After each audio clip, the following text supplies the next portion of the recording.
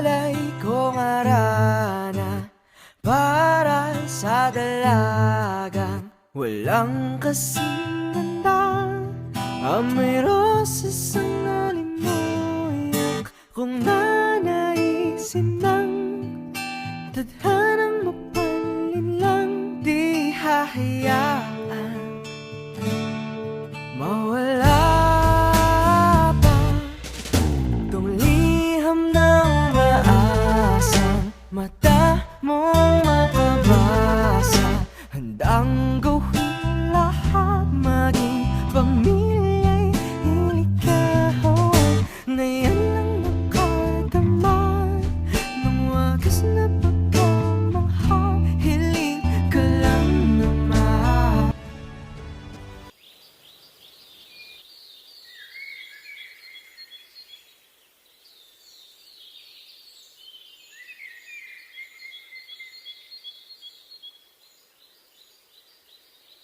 Si Florante, isang magiting na heneral sa Albania, ay niloko at ipinakulong sa kagubatan ng kanyang karibal na si Adolfo.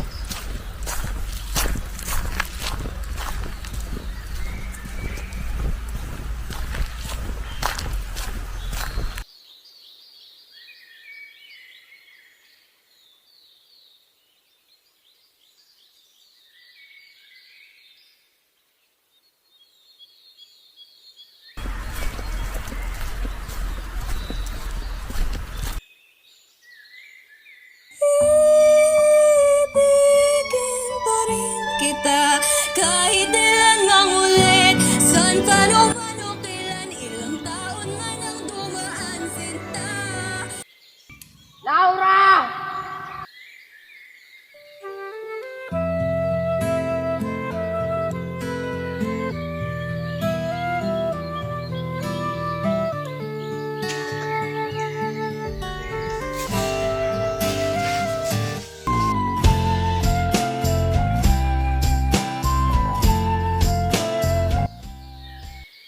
O Panginoon, sana may tumulong sa akin.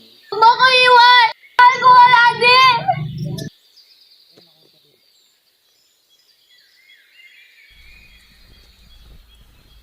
Umalis akong may dinadalang bigat sa aking puso. Kay sakim ng aking aba na inagaw ang aking pinakamamahal na si Florida.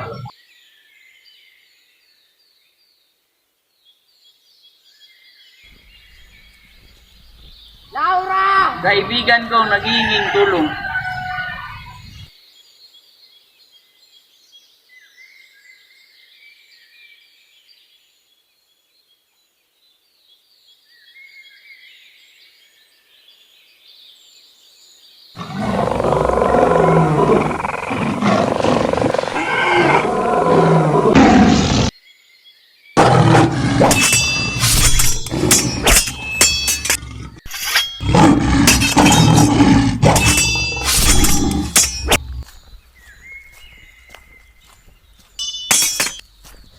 Habang nakatali sa isang puno sa gitna ng kagubatan, si Florante ay nakaligtas sa tiyak na kamatayan nang siya ay sagipin ng isang estranherong Muslim, si Aladdin, isang prinsipe mula sa Persia. Kaibigan, anong ginagawa mo ito? Yaong araw na pakainit. Kaibigan, umupo muna tayo at sasabihin ko lahat ng nangyari.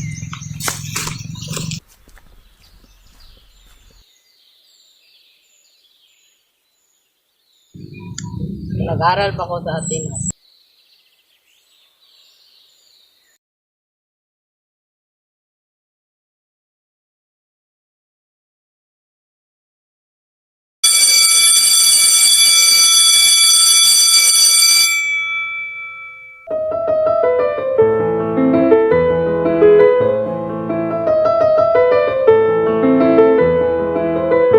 Maligayang pagdating dito sa Atenas. Ako nga pala ang iyong guro na si Atenor. Magandang araw po, Ginoong Atenor. Ako nga pala si Florante at magagala po akong nakapunta dito sa Atenas at nakilala ka. Mabuti naman. Tara, ilibot kita sa buong Atenas.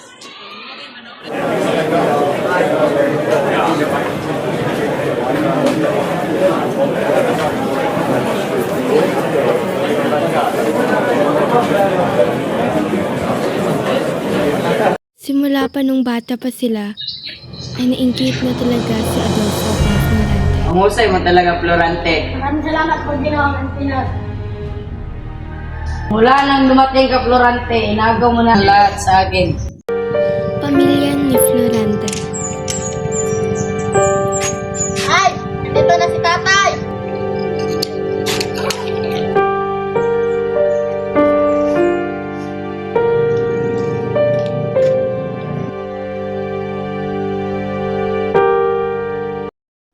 Pagtatanghal sa teatro.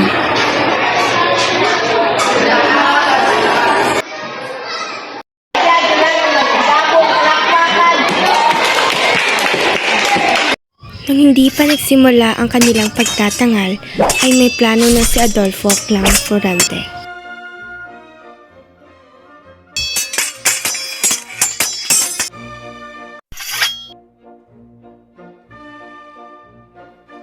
Parang hindi na itama si Sinubugang paslangin ni Adolfo si Florante, pero niligtas siya ni Minandro.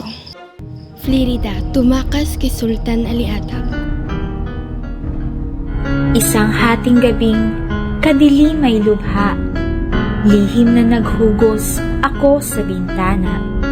Walang kinasama kung hindi ang nasang, matunton ang sinta kung nasa ang lupa. May ilan ng taon, ako'y naglagalag, na pinapalasyo ang bundok at gubat. Dumating nga rito'y kita'y nailigtas sa masamang nasa niyong taong sukhab. Ginahasa ni Adolfo si Laura, kaya iniligtas siya ni Flirida.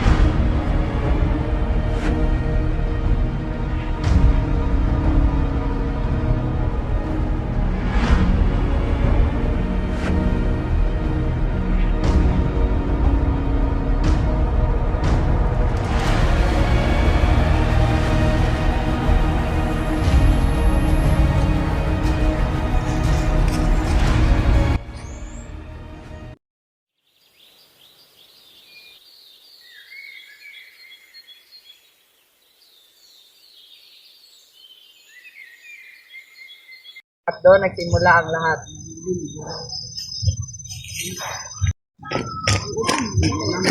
Wala, parang may tao doon. Tara, puntahan natin.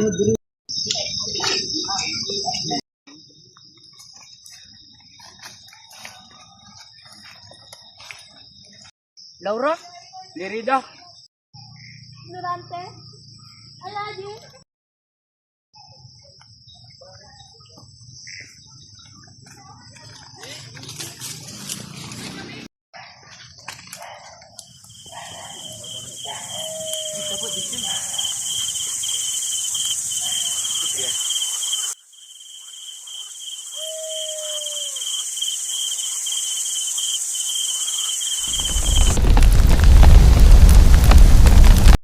Bakit yan ito, Florida? Makas ako sa iyong sakin na ama. Bakit ka sumama kay Adolfo? Ikaw, ba't mo ka iniwan? Lang, hindi kita iniwan at minahal kita ng sobra. Pinutulan ng ulo sila Haring Linsayo at Duque Briseyo na ama ni Florante.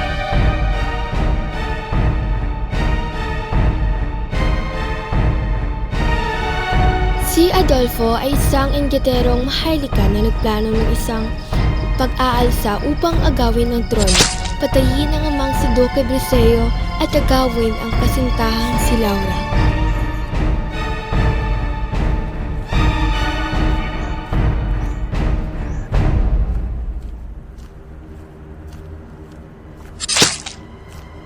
Ang pag-aaway ni Florante at General Usmalik. Noong panahon ng digmaan sa Crotona, isang kahariang kaalyado ng Albania, pinamunuan ni Florante ang hukbo ng Albania upang ipagtanggol ito laban sa mga mananakop na hukbo ni General Usmalik.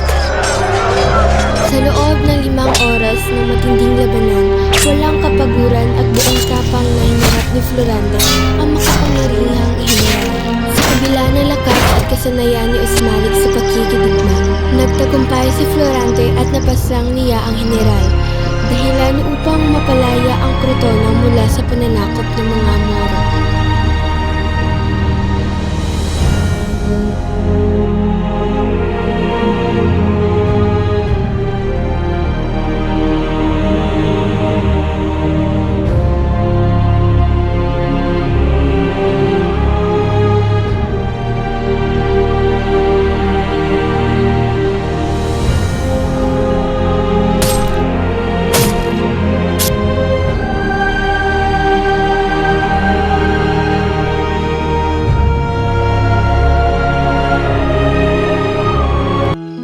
Pagkatapos ng lahat ng pagsubok ng kanilang dinaanan ay kinasal na sila.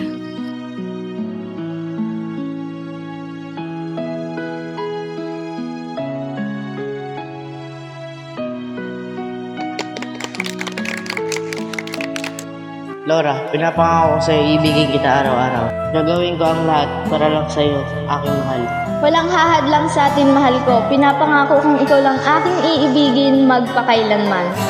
At nabuhay na sila ng payapa.